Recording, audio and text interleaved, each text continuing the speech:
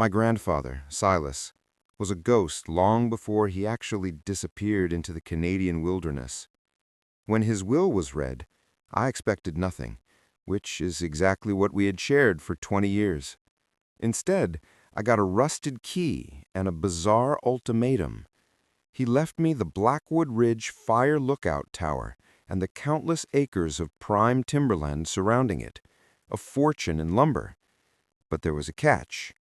To inherit the deed, I had to man the tower alone for the final 30 days of the dry season, just as he had done for 50 years. I was broke, drowning in city debt, and desperate. I saw a month of quiet boredom in exchange for a new life. I didn't know that Silas wasn't watching for fires up on that ridge. He was watching something else, making sure it stayed in the valley. The helicopter pilot, a gruff man named Hank, barely spoke during the hour-long flight from the nearest outpost. Below us, the endless carpet of dense pine forest looked like a dark green ocean, unbroken by roads or towns. The Blackwood Ridge Tower sat on a granite peak, a tiny glass and steel box perched on 70-foot metal stilts. It looked fragile against the vastness of the wilderness. Hank landed on the small rocky pad near the base, the rotors kicking up dust and pine needles. We unloaded my month's supply of canned food and water. "Radio check every day at noon," Hank shouted over the engine noise. "Don't miss it. If you do, we send a ranger, and that comes out of your inheritance bonus." He handed me a heavy brass ring with a single key. "Silas was a strange bird," he yelled, looking nervously at the tree line. "Don't wander off the trail." Then he lifted off, leaving me in a silence so deep it made my ears ring. As the helicopter faded into a dot on the horizon, a sudden, cold wind whipped across the peak, smelling of resin and ancient dust. I watched the chopper go, feeling a sudden, sharp pang of regret. What had I gotten myself into? The money was incredible, a life-changing amount. But standing here now, the reality of the isolation crashed down on me. There was no cell service, no internet, no way out for 30 days unless I called for an emergency extraction, which would forfeit everything. I took a deep breath, shouldered my heavy pack, and looked up at the tower, a tiny metal speck against the vast blue sky. It was just a month, I told myself. Just 30 days of boredom, reading and staring at trees. How hard could it be? It took 4 trips up the winding metal staircase to haul my gear into the cabin. The tower's living quarters were a single square room, about 14 feet by 14 feet, with windows on all 4 sides providing a 360-degree view. In the center stood the Osborne Firefinder, a large circular map used to pinpoint smoke. There was a cot in one corner, a small propane stove in another, and a heavy trapdoor in the floor that was the only way in or out. During the day, under the bright sun, the view was breathtaking. It felt like being on top of the world. But as the sun began to dip behind the western mountains, casting long purple shadows across the valleys, the feeling changed. The glass box didn't feel like a vantage point anymore. It felt like a display case, brightly lit from within, while everything in the darkening woods below could look up and see me. I felt exposed, vulnerable in a way I hadn't anticipated. The silence of the wilderness, so peaceful during the day, now seemed heavy and predatory. As twilight deepened into true night, the forest below transformed into a solid, impenetrable wall of blackness. I felt a primal urge to hide, to cover the windows, but there were no curtains, just endless glass reflecting the dim light of my propane lantern back at me. I felt like a bug in a jar, waiting for something to come along and tap on the glass. I spent the first evening settling in. Underneath the cot, tucked into a metal lockbox, I found Silas's logbook. I expected daily reports on wind speed, humidity, and lightning strikes. The first few pages were normal enough, dating back decades. But as I flipped toward the later entries, near the time he vanished, the handwriting became jagged and rushed.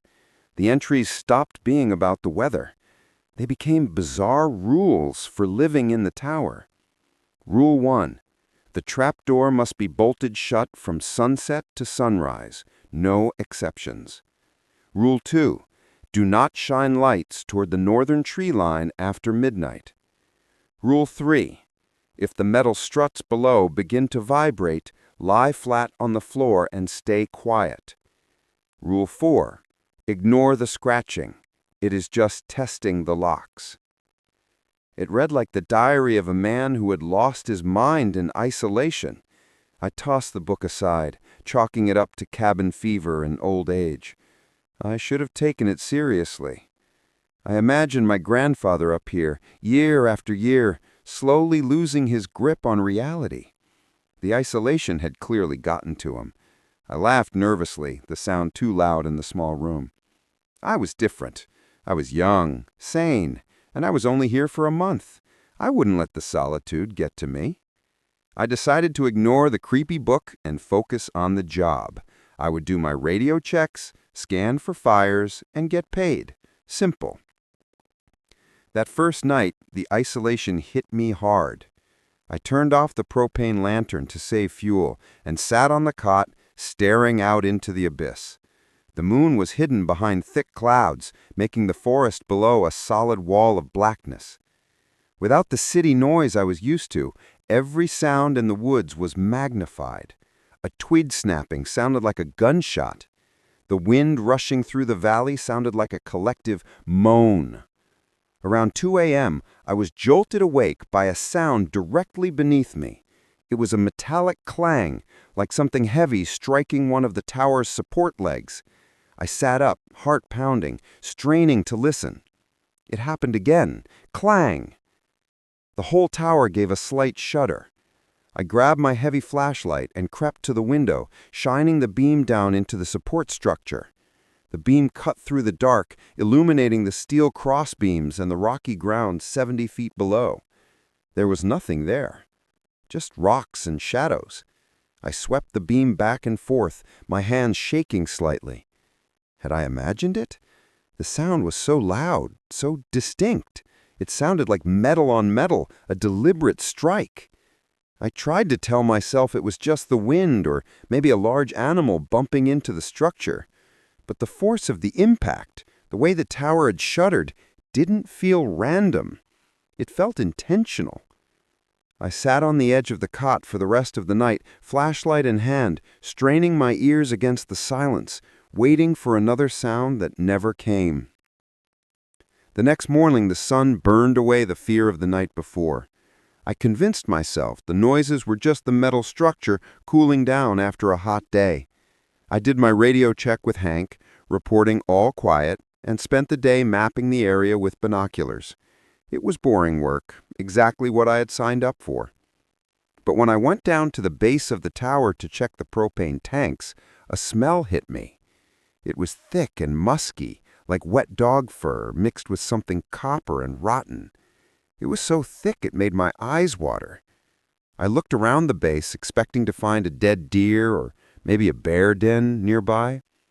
The ground near the northern side of the tower base was torn up.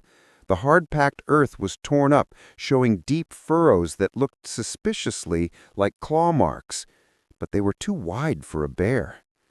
I backed away slowly, the hair on my arms standing up, and climbed the stairs faster than I ever had before, locking the trap door tight behind me. The smell lingered in my nostrils, even after I was back inside the cabin, a foul reminder of whatever was down there. I went to the window and looked down at the spot, using my binoculars. From this height, the marks looked even more ominous, like scars on the earth. I tried to tell myself it was just a bear, a big one, marking its territory. But the smell, that awful ancient stench, told a different story. I spent the rest of the day nervously scanning the tree line, my earlier confidence evaporating. Night fell again, bringing the suffocating darkness with it. The smell from the base of the tower seemed to drift up, seeping through the cracks in the floorboards, filling the small cabin with that musky rot. I couldn't sleep. I sat wrapped in a blanket, clutching the flashlight, rereading Silas's insane rules. Rule 4, ignore the scratching. Around midnight, it started. It was faint at first, a rhythmic scraping sound against the metal trapdoor in the floor. Scritch, scritch, scritch. It sounded like metal on metal, something testing the seal. I stopped breathing. The door was heavy steel, bolted from the inside. Nothing could get through it. The scratching stopped, and I let out a breath I didn't know I was holding. Then a massive weight slammed into the bottom of the door, throwing me backward off the cot. The heavy steel door buckled upward an inch before slamming back down against the bolts. The whole tower swayed violently. I scrambled backward into the corner, terrified. The sheer force of the impact was unimaginable. Something was right underneath me, hanging from the bottom of the cabin, trying to break in through the floor. The realization was paralyzing. Silas's rules weren't madness. They were warnings. He knew what was out here. He had lived with it for 50 years. Panic clawed at my throat. I was alone, trapped in a metal box with a monster trying to get in. I scrambled into the corner, gripping the flashlight like a club, terrified. Something was right underneath me, clinging to the underside of the cabin, trying to break in through the floor. The slamming stopped, replaced by a low, guttural growl that vibrated through the floorboards and into my bones. It was deep and wet, a sound no animal should be able to make. It sounded frustrated. Then silence returned. I didn't move for hours, waiting for the next attack, but nothing came. When dawn finally broke, I forced myself to open the trapdoor and look down. The thick steel of the door was dented upward in the center. On the underside, there were deep gouges in the metal, shining brightly where the paint had been stripped away. They were claw marks right into it. I sat on the floor, staring at the broken radio, despair washing over me. I was going to die up here, just like Silas probably did. Trapped and terrified, I went back to Silas's logbook. It was my only guide now. I reread everything, searching for a clue on how to survive. I focused on Rule 2, do not shine lights toward the northern tree line after midnight. Why the north? I spent the day using the high-powered spotting scope mounted in the tower to scan the northern woods. The forest there was denser, darker, seemingly impenetrable. About a mile out, I noticed an anomaly in the trees. It looked like a large area where the trees had been snapped off halfway up their trunks, creating a jagged clearing that wasn't natural. It looked like a path had been cleared by something massive pushing its way through the timber. That was where it lived. That was its territory, and Silas had known it. He had spent 50 years watching that spot, learning its habits. The logbook wasn't the ramblings of a madman, it was a survival manual. I had been a fool to dismiss it. I spent the rest of the day studying the logbook, trying to decipher every note, every warning. I realized with a chill that the rules weren't just about avoiding the creature, they were about keeping it contained.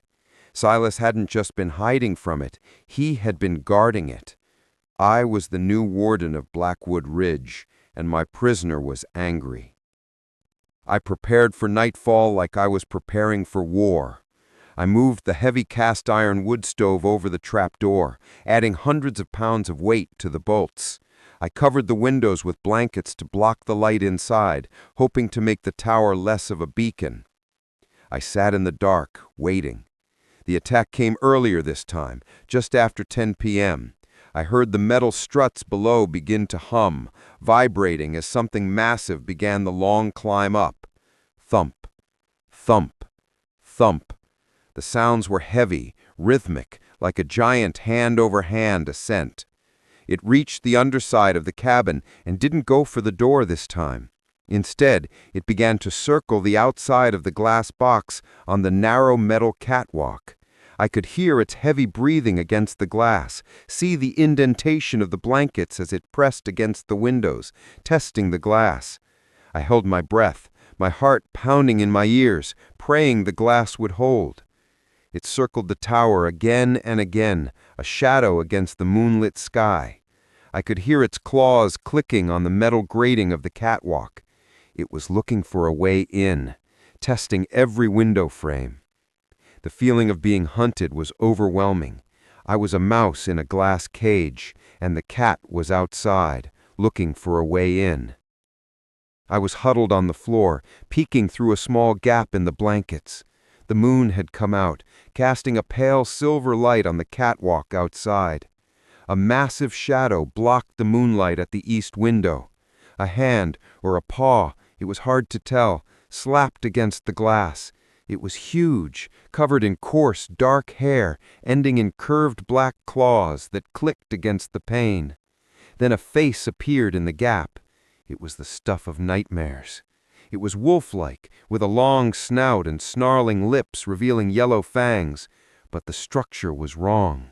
It was too broad, too intelligent. Its eyes glowed with a sickly amber light, staring right through the gap in the blanket, right at me. It wasn't an animal looking for food. It was a monster looking at a prisoner. It let out a roar that shook the glass in its frames, a sound of pure, ancient rage. The sound was deafening in the small cabin. It was a roar that spoke of hunger and frustration, a primal challenge that chilled me to the bone. I scrambled back from the window, terrified, clutching the axe I had brought up from the supply locker. The creature glared at me for a moment longer, its eyes burning with a malevolent intelligence, then turned and continued its prowling around the catwalk. It was 4 inches apart. I wasn't dealing with a bear. I was dealing with something that could climb 70 feet of sheer metal and dent steel plating. The realization sent a wave of nausea through me. This wasn't an animal. It was a monster, and it knew I was up here. It had tested the door, learned its strength. It would be back tonight. I closed the trapdoor, my hand shaking uncontrollably, and bolted it shut, piling the heaviest things I could find on top of it. It felt like a futile gesture against the strength I had witnessed. I tried to call Hank at noon to demand an immediate extraction.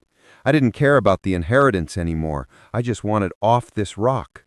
I keyed the radio mic. Blackwood Tower to base. Come in, base. This is an emergency. Static hissed back at me. I tried again, changing frequencies. Nothing but white noise. I checked the equipment. The radio unit inside the cabin seemed fine. The problem had to be the antenna on the roof. I looked up through the glass ceiling panel. The antenna mast was bent almost double, the thick coaxial cable severed and hanging loose. It hadn't broken in the wind. It looked like it had been grabbed and twisted until it snapped.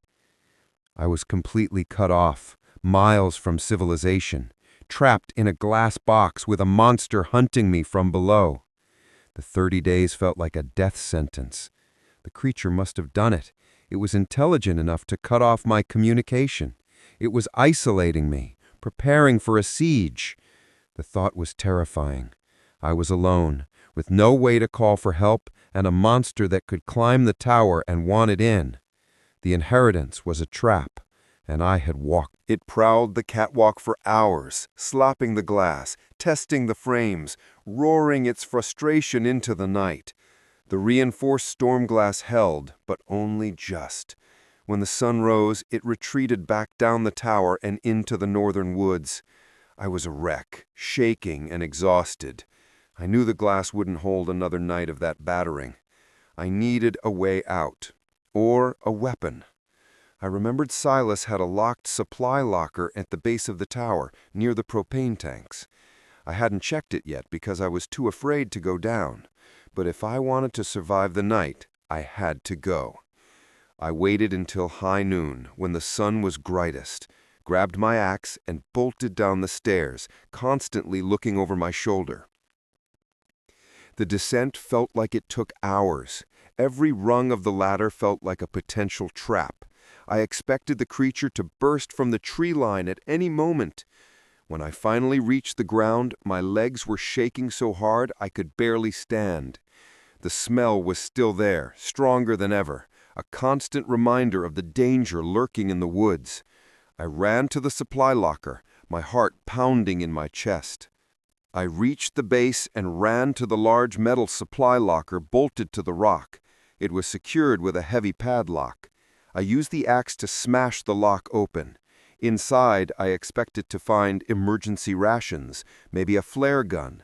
What I found made my blood run cold. The locker was filled with heavy-duty logging chains, bear traps huge enough to cripple an elephant, and crates of raw, salted meat that smelled foul even through the wood. At the bottom was another notebook. This one wasn't a logbook. It was a ledger. It detailed dates and quantities of meat dropped at specific locations in the valley. The last entry was dated 2 days before Silas disappeared. It read, "The offering was rejected. It is growing restless. The barriers are failing." The realization was sickening. Silas hadn't just been watching the creature. He had been feeding it. The meat, the traps, the ledger, it all pointed to a horrifying truth. He had been managing a monster. The tower wasn't a lookout. It was a guard post. And the creature wasn't just some random animal. It was a prisoner that Silas had been tasked with keeping contained. The meat was a bribe, an offering to keep it appeased, and I had unknowingly stopped the payments. The realization hit me harder than the creature bashing the door. Silas wasn't a fire watcher. He was a warden. The tower wasn't built to look out. It was built to keep watch over. The rules in his logbook weren't madness. They were survival protocols. He had spent 50 years feeding this thing, keeping it appeased, keeping it contained in this specific valley so it wouldn't wander towards civilization. The will, the inheritance, the 30-day requirement, it was all a trap. He hadn't left me a fortune. He had tricked me into taking his place. I wasn't the owner of Blackwood Ridge. I was its new jailer. And since I hadn't been dropping the meat, the prisoner was starving and angry. The whole inheritance was a sham. Silas needed someone to take over his grim duty, and I was the perfect mark. Desperate, broke, and completely ignorant of the truth. He had lured me here with the promise of wealth, knowing I wouldn't be able to resist. And now I was trapped, facing the consequences of his secret life. The creature wasn't attacking me because I was in its territory. It was attacking me because I was its new keeper, and I was failing at my job. I was furious at my dead grandfather, but panic wouldn't save me. The creature was hungry. That's why it was attacking the tower. It associated the tower with food. I looked at the crates of salted meat in the locker. If I wanted to survive the night, I had to restart the feedings. I had to get this meat away from the tower, toward the northern tree line, where its territory began. It was a suicide mission to go that far from the safety of the stairs, but staying in the glass box was a death sentence anyway. I grabbed a canvas sack, loaded it with as many slabs of meat as I could carry, and started walking toward the northern woods, my heart hammering against my ribs. The meat was heavy and the smell was awful, but I ignored it. I had to get this done. I had to appease the monster. I walked quickly, my eyes scanning the tree line for any movement.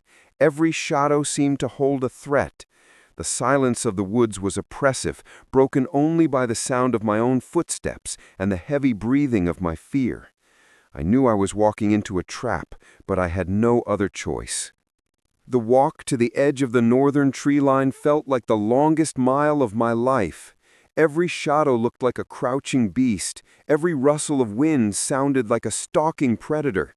The smell of the raw meat in the sack was overpowering, a beacon to anything hungry in the woods. I reached the edge of the unnatural clearing I had seen through the scope. The trees were snapped and twisted, the ground churned up. It smelled like a slaughterhouse here. I dumped the meat in a pile in the center of the clearing. It felt absurd, like leaving a cookie for Santa, only Santa was a 9-foot werewolf that wanted to eat me. As I turned to run back to the tower, a low growl echoed from deep within the dark timber ahead of me. It was watching. The sound froze me for a second. It was deep, guttural, and filled with menace. I knew it was the creature. It had been waiting for me. Panic surged through me, but I forced myself to move. I turned and sprinted back toward the tower, the growl echoing in my ears. I didn't look back. I just ran, fueled by pure terror. I ran faster than I ever had in my life, stumbling over rocks and roots, dropping the axe, not daring to look back. Behind me, I heard the heavy, thumping sounds of a massive quadruped breaking into a sprint, crashing through the brush. It was coming for the meat, or it was coming for me. I hit the base of the tower and practically flew up the metal stairs, my lungs burning. I heard the creature burst from the tree line below just as I reached the halfway platform. It stopped at the pile of meat. I heard loud, wet, tearing sounds, bones crunching. It had chosen the easy meal. I scrambled the rest of the way up, dove through the trapdoor, and slammed it shut, piling the stove back on top. I collapsed on the floor, gasping for air, listening to the feast below. The sounds were horrific. The creature was tearing into the meat with a severity that made my blood run cold. I lay there shaking, grateful to be alive, but knowing this was only a temporary fix. The creature knew I was here, and it knew I was the source of the food. The game had changed. I wasn't just a passive observer anymore. I was an active participant in this twisted ritual. That night was quiet. The creature was sated for now. I finally slept, passing out from sheer exhaustion on the hard floor. When I woke the next day, I realized my problem wasn't solved. It was only delayed. I had enough meat in the locker for maybe a week. I had 20 days left before the helicopter returned, and the radio was still broken. I needed a long-term solution. I went back to Silas's ledger. There were notes about perimeter wards and scent barriers. He hadn't just fed it, he used chemical deterrents to keep it away from the tower base. I found jugs of high-concentrate ammonia and sulfur in the back of the locker. It was a desperate plan, but I had to try to reinforce my position. I needed to make the tower itself unappealing to the creature. I spent the day studying the notes, trying to figure out the best way to deploy the chemicals. I decided to create a perimeter around the base of the tower, a chemical barrier that would be painful for the creature to cross. It was a dangerous job, handling the concentrated chemicals without proper safety gear. But the alternative was worse. I spent the next 3 days in a frantic routine. During the daylight hours of high noon, I would race down, grab meat, run it to the tree line, drop it, and race back. Then I would spend the afternoon dousing the base of the tower legs and the ground around them with the foul-smelling chemicals. It burned my nose and throat, but I hoped it would burn the creature's sensitive nose too. I reinforced the trapdoor with spare timber from the cabin walls, drilling new bolts into the steel frame. I was turning the glass box into a fortress. But every time I went down to the tree line, the creature seemed closer. The growls were louder. The feeling of being watched was more intense. It knew the routine now. It was learning. It knew when I came down, and it knew where I was going. I was becoming predictable, and that was dangerous. I tried to vary my routine, going at slightly different times, taking different routes to the tree line. But the creature always seemed to know where I was. The game of cat and mouse was escalating, and I was running out of options. I was trapped in a fortified glass box, waiting for the inevitable confrontation. On day 20, the weather turned. A massive summer storm rolled in over the mountains, turning the sky a bruised purple and dropping the temperature 20 degrees in an hour. The wind howled around the tower, shaking the entire structure. Rain lashed against the glass in horizontal sheets. Thunder boomed, echoing in the valley like artillery fire. The storm was terrifying, but it also masked sound. I wouldn't be able to hear the creature climbing the legs over the roar of the wind. I sat in the center of the room, clutching the axe I had retrieved, watching the lightning illuminate the swaying treetops below in brief strobe light flashes. The storm was a double-edged sword. It might keep the creature away, but it also made it impossible for me to hear its approach. I felt more vulnerable than ever, trapped in the swaying tower, waiting for a lightning flash to reveal a monster at the window. I tried to stay calm, to focus on the plan, but the fear was a constant companion. The storm raged on, the wind howling like a banshee, the thunder shaking the tower to its foundations. I huddled on the floor, praying for the storm to pass, praying for morning to come. In a flash of lightning, I saw it. It was already on the catwalk. The storm had covered its approach perfectly. It wasn't testing the glass this time, it was attacking it. It reared back and slammed both massive fists into the east window. The reinforced glass spider-webbed into 1,000 cracks, but held. It roared, a sound lost in a crash of thunder, and hit it again.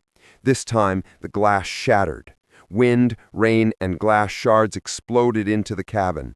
The creature started to squeeze its massive shoulders through the broken window frame. I scrambled back, grabbed a flare gun from the emergency kit, aimed at the hairy mass pushing through the window, and fired. The flare gun bucked in my hand, and a bright red phosphorus flare shot across the room, trailing smoke. It hit the creature square in the chest, embedding itself in the thick fur. The beast roared in pain and surprise, thrashing wildly in the window frame, trying to dislodge the burning flare. In its panic, it fell backward out of the window. I heard it slam onto the metal catwalk, then tumble over the railing and fall 70 feet to the rocks below. I crawled to the broken window and looked down. In another flash of lightning, I saw it on the ground, still thrashing, the flare casting a grotesque red glow on its wet fur. It was hurt, but it was trying to stand. Then the dry brush near the base of the tower caught fire from the sputtering flare. The high winds fanned the flames instantly. The fire spread with terrifying speed, igniting the resin-rich pine needles and dry underbrush around the base of the tower. The chemicals I had sprayed seemed to accelerate the fire, creating a ring of intense flames around the tower's legs. Smoke began to billow up, thick and choking, pulled into the broken window by the draft. The tower was now surrounded by fire. The fire spread instantly, whipped by the gale-force winds. Within seconds, the base of the tower was surrounded by a ring of flames, igniting the pine resin and dry needles. The smoke billowed up, choking me in the cabin. The metal legs of the tower began to heat up. I was trapped between a monster below and a fire that was going to melt the tower out from under me. I had one chance. I grabbed my go-bag, wrapped a blanket around me to protect me against the heat and smoke, and went out onto the catwalk. The heat coming up from below was intense. I climbed over the railing and started down the metal ladder, moving as fast as I dared on the slippery rungs. The metal was hot to the touch, burning my hands through my gloves. The smoke was thick and acrid, making it hard to see and breathe. I coughed violently, my eyes streaming with tears. I could hear the fire roaring below, the sound of burning wood and crackling resin. I kept moving, one rung at a time, focusing on getting down before the heat became unbearable. I reached the bottom just as the fire was beginning to consume the wooden support beams of the supply locker. The creature was gone, fled back into the woods to escape the flames. The chemicals I had sprayed seemed to slow the fire's advance toward the trail, leaving a narrow, smoky path away from the tower. I ran. I ran through the smoke and the rain, away from the burning tower that had been my prison. I didn't stop running until dawn broke, collapsing miles down the trail near an old logging road. The glow of the fire on the ridge was visible for miles. I lay on the wet ground, gasping for air, my lungs burning from the smoke. I was alive. I had escaped. But the realization of what I had left behind weighed heavily on me. The creature was still out there, injured and angry, and I had destroyed its prison. The fire would burn itself out eventually, but the monster was now free to roam beyond the valley. I had survived, but at what cost? I had unleashed something terrible into the world, and I was the only one who knew the truth. Hank found me 2 days later, walking down a logging road 20 miles from the tower. He said they saw the smoke from the fire. He asked what happened. I told him a lightning strike started the fire, and I barely got out. I didn't mention the logbook, the meat, or the monster with glowing eyes. I knew he wouldn't believe me anyway. The tower was gone, melted into slag on the peak. Silas's will was void. I had failed to complete the 30 days. I didn't get the land. I didn't get the money. I went back to the city, back to my debt, happier to be broke than I had been in my life. But sometimes, when the city is quiet late at night, I can still smell that musky rot, and I wonder if Silas is somewhere laughing at me, knowing that even though I burned the jail, the prisoner is still loose in those woods. I know it's out there, somewhere, nursing its wounds and its grudge, and I know that sooner or later it will come looking for the new warden who failed to keep it fed. The inheritance wasn't money or land. It was a curse, and I am stuck with it forever.